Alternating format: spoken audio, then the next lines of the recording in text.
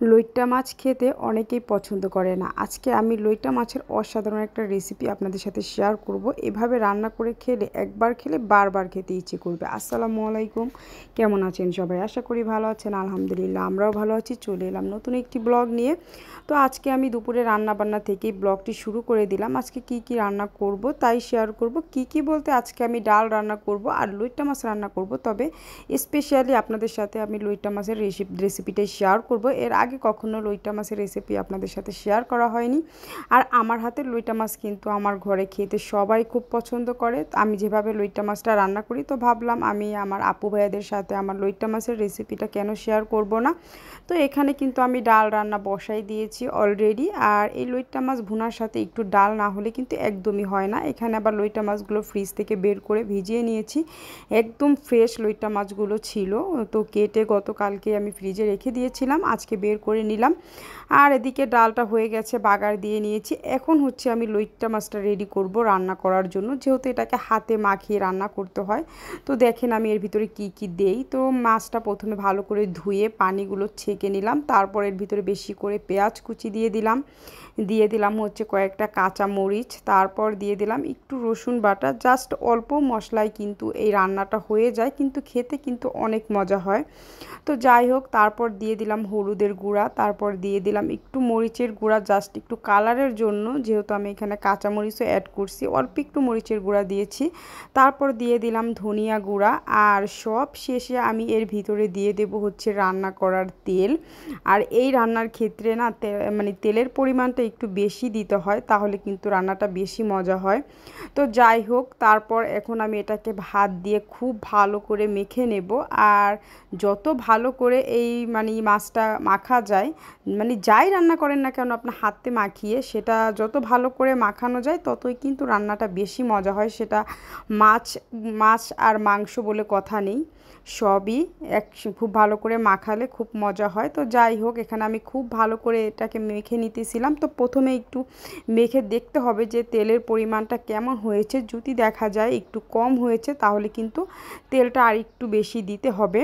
তো আমার দেখা যাচ্ছে যে তেলের পরিমাণটা একটু কম হয়ে গেছে, তাই আমি এর ভিতরে আরেকটু পরিমাণে তেল দিয়ে দেব। যেহেতু আমার মাছটাও একদম অল্প, আমরা মানুষও অল্প, আর আমাদের রান্না কিন্তু অল্পই। অনেকে বলতে পারেন যে আমরা অল্প অল্প রান্না করি, আসলে আমাদের ঘরে মানে মানুষ অনেকই কম, যার কারণে আমাদের রান্নাবান্নাও খুবই কম।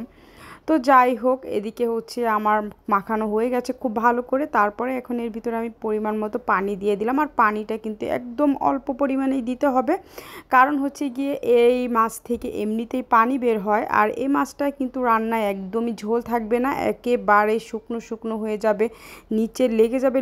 ওইভাবে যদি এই মাছটা রান্না করা যায়, তাহলে কিন্তু এই মাছটা বেশি মজা হয় খেতে।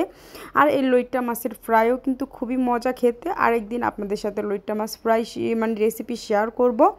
তো যাই হোক, এদিক দিয়ে আমি বসিয়ে দিলাম চুলায়। আর এই তো তারপরে বলক উঠে গেছে, আমি আবার মাঝে একটু নেড়ে চেড়ে দিতেছি। আর এই মাছটা কিন্তু মানে ভীষণ নরম, খুবই আলতো হাতে হচ্ছে নেড়ে চেড়ে দিতে হয়, না হলে কিন্তু মাছগুলো একদম ভেঙে যাবে। আর সামুদ্রিক মাছ কিন্তু এমনিতেই খাওয়া শরীরের জন্য খুবই উপকারী। আমরা যে মাছগুলো খাই ওগুলো কিন্তু চাষের মাছ, ওগুলো থেকে আমাদের সামুদ্রিক মাছগুলো খাওয়াই কিন্তু আমাদের ভালো। যাই হোক, তারপরে এখানে কিছুক্ষণ রান্না করার পর আমার কিন্তু ঝোলটা একদম ঘন হয়ে আসছে। আর এ পর্যায়ে হচ্ছে আমি একটু বেশি করে ধনিয়া পাতা দিয়ে দিলাম। আর ধনিয়া পাতাটা কিন্তু এই রান্নার ক্ষেত্রে দিতেই হবে। যদি আপনার একটা টমেটো দিতে চান, তাহলেও কিন্তু রান্নাটা খুবই ভালো হবে। টমেটো দিলেও হচ্ছে এই মাছটা খুবই মজা হয় খেতে। তো আমার ঘরে যেহেতু টমেটোটা আনা ছিল না, তাই আমি আসলে দিতে পারি নাই, কিন্তু ধনিয়া পাতাটা কিন্তু দিতেই হবে যদি রান্নার টেস্টটা সম্পূর্ণভাবে আপনি পেতে চান। তো এই তো দেখতেই পাচ্ছেন আমার কিন্তু রান্নাটা হয়ে গিয়েছে কথা বলতে বলতে। আর উপরে একদম তেল উঠে গেছে, আর নিচে একটু লেগে গেছে। আর নিচে একটু লেগে যাওয়া মানে জিনিসটা যে এত মজা হয় ভাতের সাথে মেখে খেতে, বলার মতো না।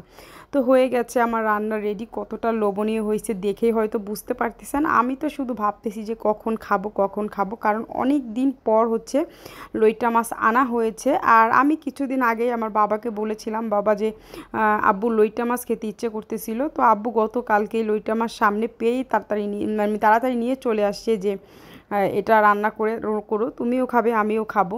আমার বাবাও খুব পছন্দ করে লইটা মাছটা খেতে। তারপর এই তো দুপুরে খাওয়া দাওয়া করতে বসে পড়লাম। এখানে করলা ভাজি করা ছিল, সকালে করলা ভাজি করা হয়েছিল, আর এই তো লইটা মাছ। আজকে আমি আর ডাল টাল কিছুই নেব না, কারণ এটা দিয়েই আমার খাওয়া হয়ে যাবে। লইটা মাছ আমার ভীষণ পছন্দের আর খুবই মজা হয়েছিল খেতে। তো আমি খাচ্ছিলাম, বাবা খাচ্ছিল, সবাইকে আর ক্যামেরায় নিলাম না। আমার মেয়েও খাচ্ছিল খুব মজা করে, যেহেতু ও আগে লইটা মাছ পছন্দ করতো না, কিন্তু এখন বেশ পছন্দ করে।